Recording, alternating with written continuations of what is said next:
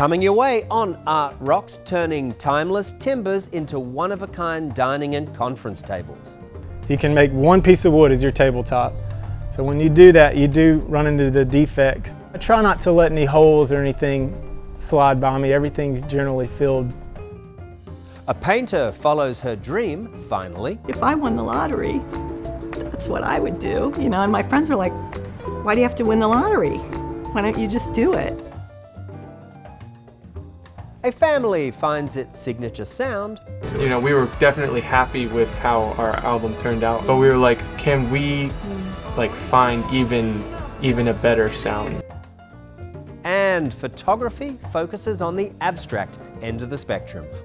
It allows me as a photographer to concentrate the viewer's attention on the lines, the forms, the shadows. All that up next on Art Rocks.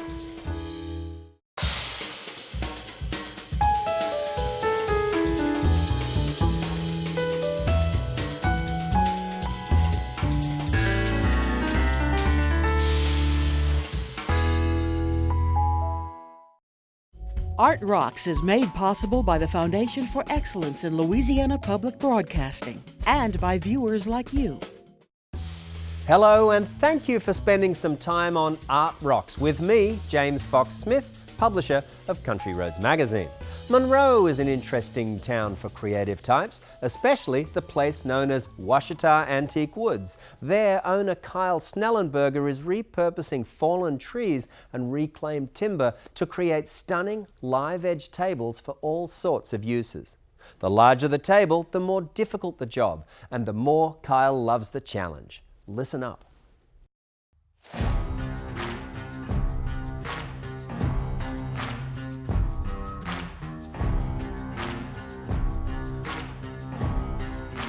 I make the joke a lot that a lot of the pieces I build, I did everything other than plant the tree.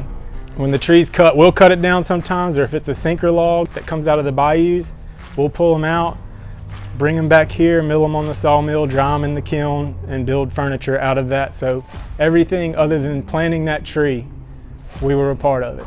And there are some very large sawmills that all they do is cut pulpwood or railroad ties, and you'll see mountains of trees out there. The skeleton of a sawmill is having that big saw that can cut trees into wood. I've got about the same saw that everybody else runs. I just use it on a much smaller scale, just making material for myself. My material selection starts with the tree. If it's a long, straight, boring looking tree, I'll know it's gonna look like a 2x4 on the inside, which is good for some people, but I like the unique looking stuff. So I want a tree with all the nasty stuff where it forks out and everything. From there, I'll mill it how I think would look the best, and the people that come in here, I try to tell them which one they need. It's a lot of pushing the right material in front of someone, and they'll realize that was what they were looking for. These are kind of umbrella termed as slabs, live edge slabs, big giant single pieces of wood. There's no gluing multiple pieces involved. You can make one piece of wood as your tabletop. So when you do that, you do run into the defects. You've got to use every square inch of that wood. So if there's a defect, a lot of the times we'll fill it with resin, put bow ties to keep cracks from expanding and stuff. But yeah, I try not to let any holes or anything slide by me. Everything's generally filled. We don't have to worry about any cracks or anything like that. We make a lot more tables than anything. Just that's the most common piece of furniture usually in somebody's house. If they want a nice piece of furniture, it's generally their table. I do a lot of conference tables for companies. I do make headboards, big headboards, coffee tables, bar tops. Really anything that you can make out of wood I've done, but the majority of it is mostly dining tables. That's what most people like to have, is a nice big dining table. I'm a big proponent of all wood joinery. Don't ever use nails or screws in anything.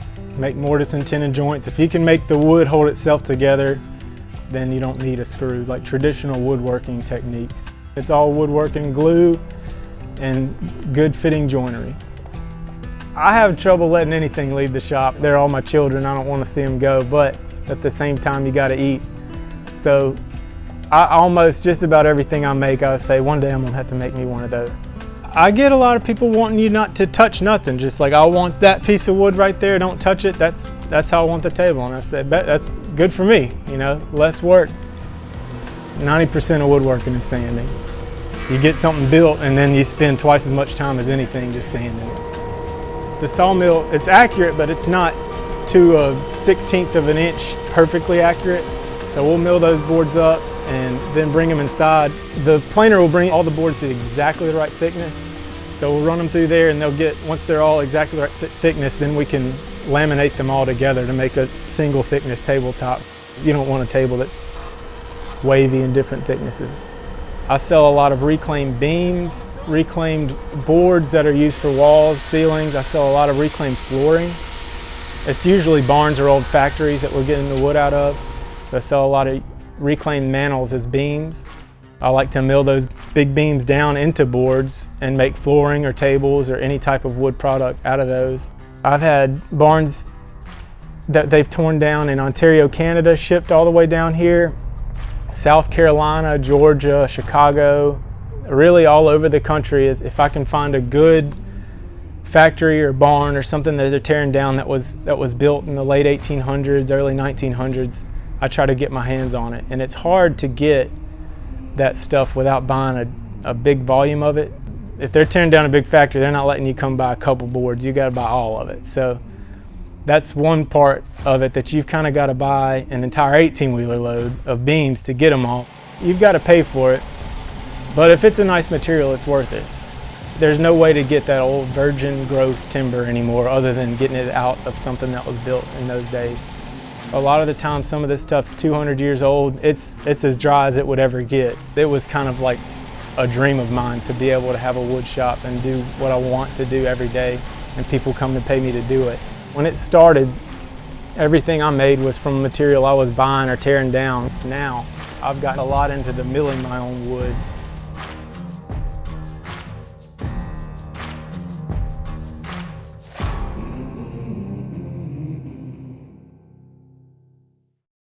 Accomplished artists from this state and all around the country are showcasing work in museums and galleries near you. So here's some of our picks for notable exhibits coming soon to museums and galleries in your community.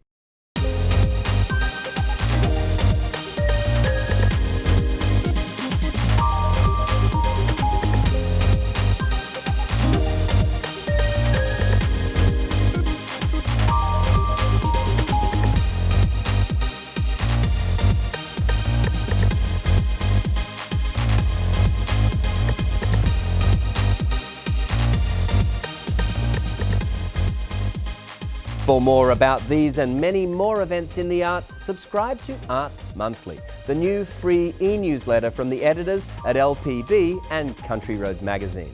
What's more, the Art Rocks website features every episode of this program, so to see or share any episode again, log on to lpb.org and navigate to Art Rocks. Cincinnati, Ohio artist Carol Abbott first got serious about painting at the tender age of 10. But like many a creative spirit, Carol couldn't summon the courage to pursue art as a career until many years later, when she finally picked up a brush in earnest and began sketching the shape of her dream. Here's how she made the leap. I can remember in 5th grade, my parents let me go to the Findlay Art League, and I painted with all the adults and took classes and got my own oil paints. My mom said she always tried to get me to play with dolls because she liked dolls when she was a little girl and I was the only daughter. I would get these paper napkins that had embossed designs on them, and all I would do was color designs on those paper napkins. She could never get me to play with dolls, so it was pretty early on. I feel lucky that I always knew what I was. Was sure what I wanted to be. I started taking fine arts in college, but I decided, well, I'm going to go into graphic arts because that way I can have a better chance of earning an income. Well, I got out with my degree and I got involved in it, but I really wasn't the greatest graphic artist. And I gravitated away from actually creating things to selling equipment to the people that printed and produced books and posters. It was a great way to earn an income, and at least it was sort of adjacent to what I was interested in. But I used to come through here in the Pendleton Art Center and just think, oh, that's what I wanted my life to be. If I won the lottery, that's what I would do. And my friends were like, why do you have to win the lottery? Why don't you just do it? Well, I guess when I had nothing to lose, then nothing was holding me back. And that was 9 years ago. And I'm still here. I'm not going to lose it again. I did grow up in Findlay, Ohio, which has beautiful old Victorian gas boom homes all along Main Street. So that was my environment, but I started wanting to paint houses from the very beginning. And that was always the subject matter that drew me. That's what's a fun part of the job is, one day it'll be a very intricate, older Victorian home, and then the next day something very modern. Some people see every tree as being different and having a personality. That's sort of the way houses are for me. And I've painted homes that are almost the same design, but everyone is different to me. And talking to the people that live there even make that more so. That's one of the things I enjoy about it, is talking about when they bought the home and their life there. That all makes it part of the personality of the painting. If I can go and photograph the house myself, I'll usually go around sunrise or sunset. And I want a sunny day where the planes are really distinct on the house, because that gives it the shape. That makes it come alive. It's sort of like if you do a portrait of a person and the face is what makes it come alive. For me, a dramatic light effect on that building is what makes you notice it. So I always have to do drawings of a subject before I paint it, just to kind of get to know the angles of the house and know where the perspective problems and things are. So I'll show them the drawings from the left, from the middle, from the right, and I'll kind of get a feeling from talking to them about those, what they like and don't like. And if there's something that really bugs them, they'll say at that point, which is good because then I have time to fix it. I'm looking at the photos that I took and kind of thinking about what background color I might use on my canvas. So a lot of times I'll take a canvas sheet and divide it into 4 quadrants and paint some different background colors on it, really different. And then I'll do some color sketches of the house on those different backgrounds to see which ones work right. I'll look for things that I definitely analytically know, I've got to change this angle, or this has got to be lighter, this has got to be darker. And then once I know what the client wants, I'll take the real canvas and coat it with the background color that I've picked. Color's what I like about painting. It's like a mad chemistry experiment, sometimes mixing the different colors. And acrylics are fun because it's almost like watercolor. It's like laying transparent film on top of each other. The color will change, but the underneath colors show through. I've learned that instead of mixing acrylics on the palette like I do with oils, I actually do mix them on the canvas. I'll lay layers of color on the canvas. So I'll just start putting in the more dramatic darks and lights and kind of drawing in paint. I'd much rather draw in paint than with a pencil. And in about 10 or 15 minutes, I'll be into a zone where I'm not thinking about it at all, and it's just happening. Every once in a while, one will just flow out, and you kind of have to learn, leave it alone. Sometimes it's just stepping back and looking at it and seeing, is this really done? They're usually surprised because I'm not the kind of painter that paints it very realistic looking. Sometimes people will say, well, Carol, our roof isn't that color. So I think they're excited by the surprise as well, because it's not going to look exactly like the photo.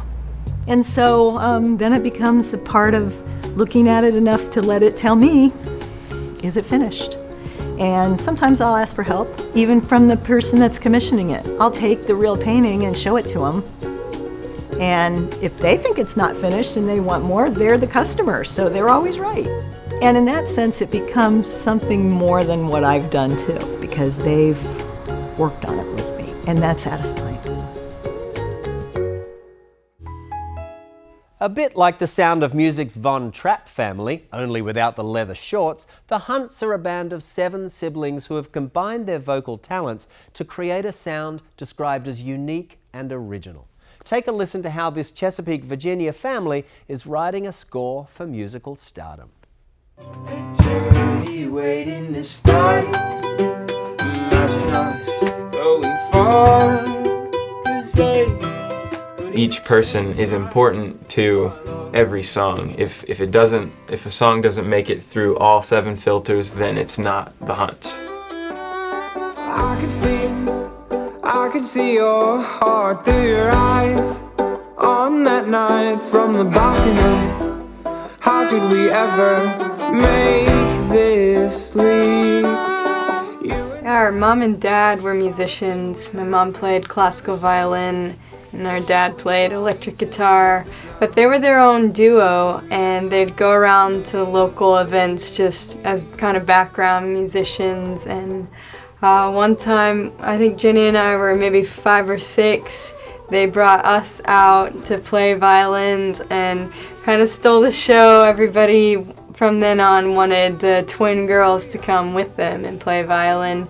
So that's kind of how it started, with bringing in the kids into the group.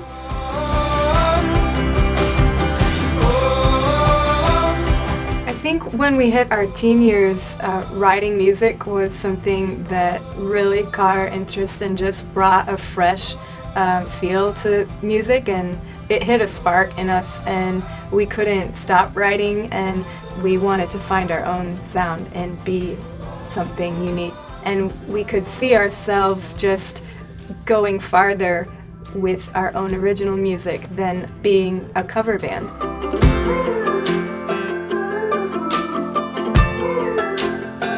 We decided to schedule just a writing retreat where we got away from our schedules, got away from our daily lives, and we got a house down in the Outer Banks and we just wrote all week. It was really cool to see the hunts come alive and to create our own sound and to just begin to build this dream of who we are.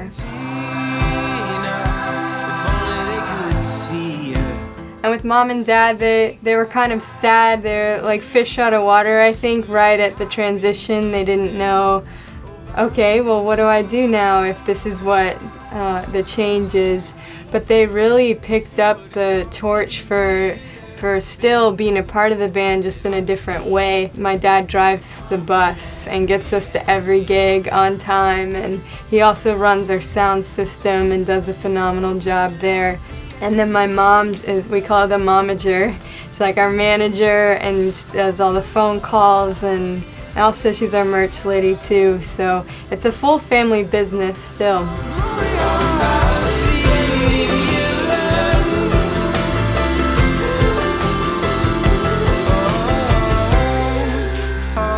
I think our parents are great to have involved, because when you're sitting on a project and in it for hours and hours, they come in with fresh ears and can listen to the whole thing with a fresh perspective and hear things that maybe our minds are dull to, that we've been so focused on this or this. They come in and can offer advice that we listen to, and because they're on the same page as us too, they know our vision and our sound, and we respect their opinions. Well, it's partially the kick, but the bass should probably match the kick.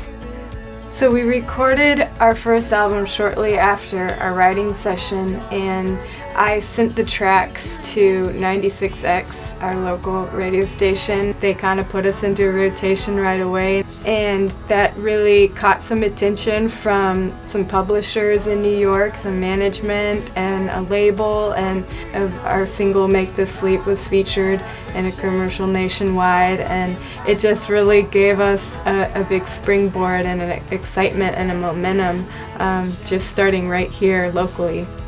I think Chesapeake is a huge part of who we are. It's where we grew up and where we'll always call home. So we love investing into the musicians of the community too, the kids at the schools. We've done several programs working with them, having them play along with us. It's really fun.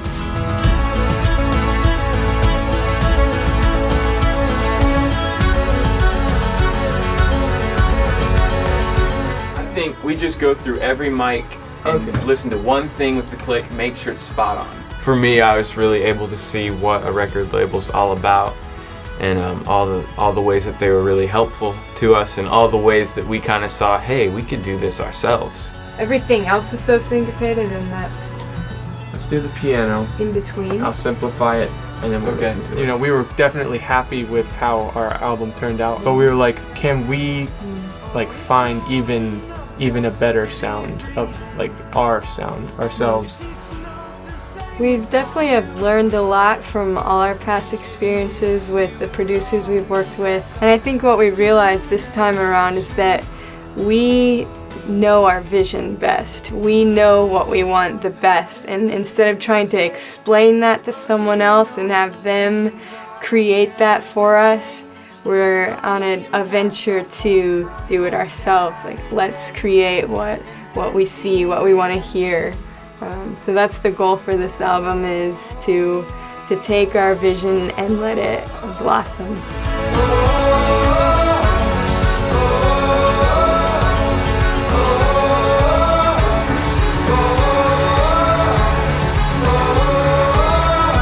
It brings so much joy to do it with your siblings. They're my best friends, my closest comrades, and we have been through the ups and downs and the years of working hard for this, and it's just rewarding to feel like we're conquering it together and going places. Imagine us going far. Oh, and we'll go farther than we've been ever before. Heading down to Santa Fe, New Mexico now, which is where you'll find photographer Philip Augustine, who turns to shapes to push the boundaries of the photographic process.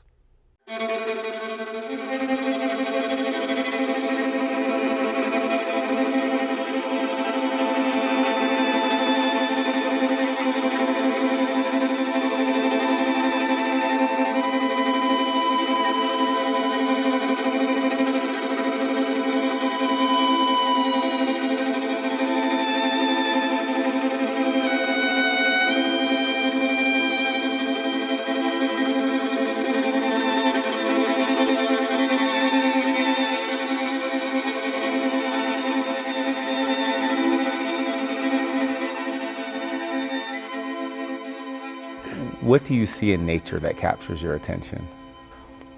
Well, my Yellowstone work, the snow, the fog, all made for very minimal images. You know, there wasn't a whole lot of distracting details. Mm-hmm. And as I worked more and more with the Yellowstone landscape, I spent seven winters up there, a little under 200 days there. And gradually my work became more and more abstract within the natural scene. A good example of that is shadows in Yellowstone.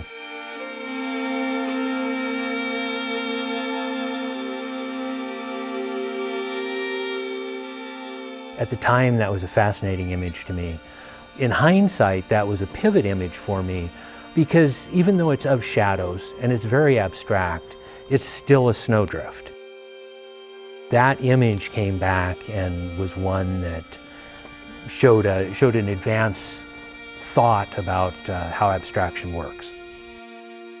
The natural world is busy.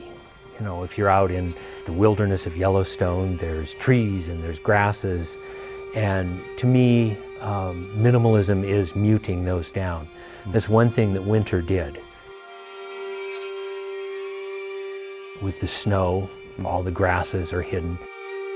The distance is muted with the fog. It allows me as a photographer to concentrate the viewer's attention on what I saw specifically, that the lines, the forms, the shadows.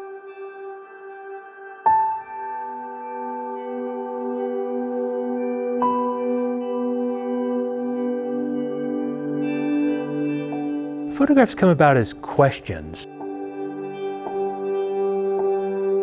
And what are the questions that come to mind when you're... Well, my current work is about non-representational photography, so the question becomes, can a photograph be non-representational? There is an object that a photograph has to have, but by defocusing an image, by making it so out of focus you can't tell what it is, it's no longer representing what's in front of the camera. How did you arrive at that process? I was working on a series called Questions of Perception. I was printing one of them in the darkroom one day, and I'm usually really careful in the darkroom, but for some reason the enlarger was grossly out of focus. I didn't notice it until I had the film or the print processed, and while the print was garbage, it clicked with something else that had been going on in my head, and my question was, is it possible to make a lens-based, non-representational image?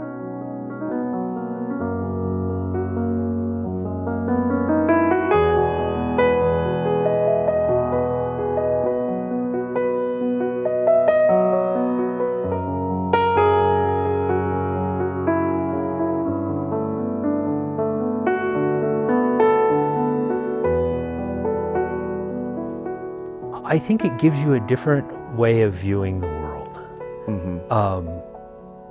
Most of my abstract images are triggered by something in the real world.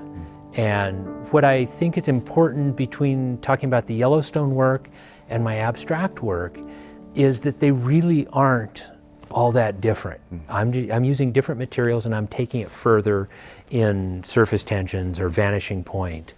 But it equates to what you see in nature, or what you could see in nature.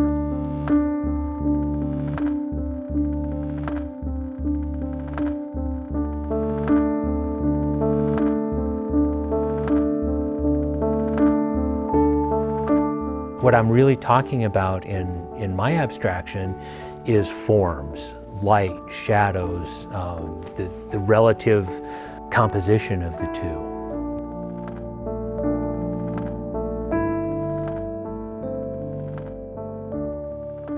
What is the role of the artist?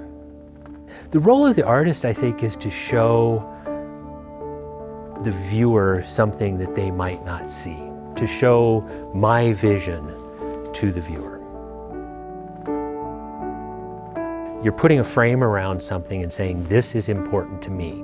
This is something that you should see. And maybe you're telling the viewer that they just need to take a closer look at their world.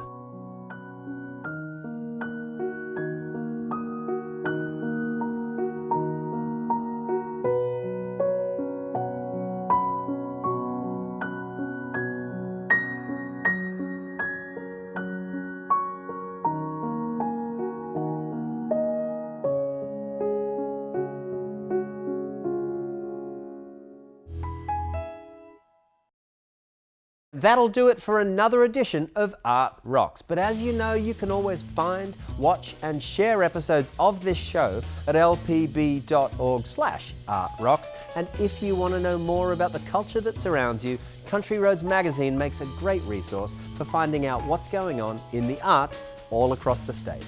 So until next week, I've been James Fox Smith, and thank you for watching.